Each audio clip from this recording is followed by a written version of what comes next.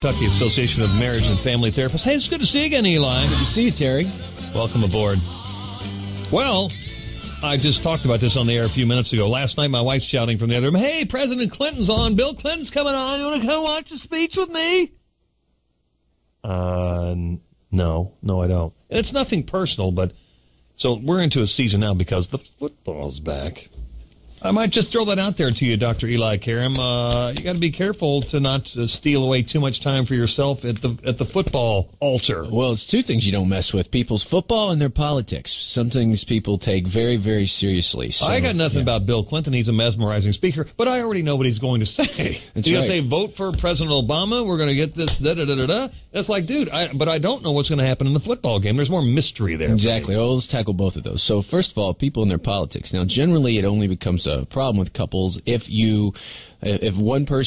both people are very political or idealistic in their beliefs, and if they're different beliefs, if one leans to the left and one leans to the right, we have problems. Even in the strongest you said leans, though. Use the word lean. If they lean that way, but if they're polarized, and they're one of those zealots, frothing at the mouth, my way or the highway. Yeah, and it's very common. You'll see couples well matched on all these other dimensions. Why would you marry someone who's completely opposite? If politics are important to you, and they're important to your partner, you probably shouldn't marry someone that's completely opposite of you. I mean, you see exceptions to the rules all the time, but these, a lot of times political beliefs are tied into fundamental core values, ideological stances, and if you're not in alignment with your partner on that, you're going to have some issues. Is it possible that you're so strong-willed you think you'll win over the other person? Yeah, that's always trying to change the other person, as we know, Terry, is never a good idea, especially in their political stance. But a lot of couples, though, aren't particularly. I'm a pretty liberal guy, but I'm not overly political. I'm not political at all. So neither is my wife. So it's something. We might watch Bill Clinton, and as you said, notice he's a charismatic speaker, this and that. But we're not going to have a knockdown, dragged out over politics. There's a lot of couples like that too. They talk about it because it's political season, but it's not something they're going to lose a lot of sleep over. So also, a lot of people will have problems if people make statements, but they're not informed. And I don't ever talk about politics because I'm a therapist. I'm an educator. I'm not a politician. Sometimes people get in trouble when they make statements they're not informed. And well, if they're not informed, or there are people you can massage facts too. We see it from both sides about tax rates. Those are horrible the way they're set, and the other side can say this or that. So my question to you is, how do you help a couple where this is an issue? It's the elephant in the room. Well, that's probably the wrong thing to say. It's the hippopotamus in the room.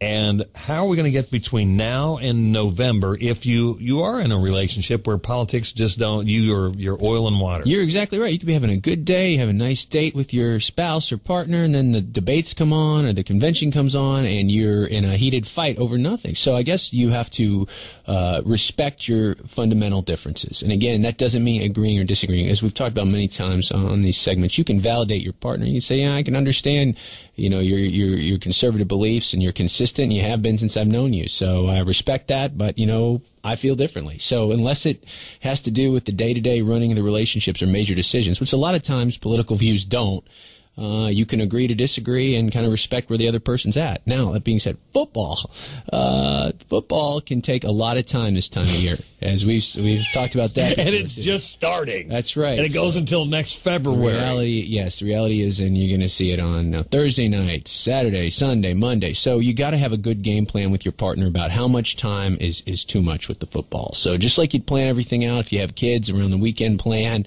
what are you going to do this alone? What are you going to do together? You'd want to have that built in. How much is too much time for football? Because for a lot of people, football enthusiasts, again, mostly men we're talking about here, they could have the TV on, they could have the computer on, watching their fantasy numbers, they could be looking at the phone, multiple streams of technology following their football. So you got to be real clear, if you're the spouse, what is too much and how you're going to preserve some couple time, some family time with football time. Now, a lot of spouses will say, Terry, well, why don't you watch the game with me? And, NFL is great because there are storylines within games, there are parts of it for spouses. It's probably why it's the most popular sport. But that being said, you cannot force your partner to watch a sporting event with you. It could be a point of connection if you like football enough, and if you're going to switch, you watch a little football, switch to doing something else, get some chores done, go out to dinner, spend some time with the kids. But if all you're doing is football and you expect your partner to be cool with it, you're probably going to run into problems before the midpoint in the season. Can you plan out a week where you say we're going to do this on Saturday because this is important to you, and then my team plays this week? It's Sunday night. This week it's Monday night. It's Sunday at 1. That sort of thing. That's the deal too.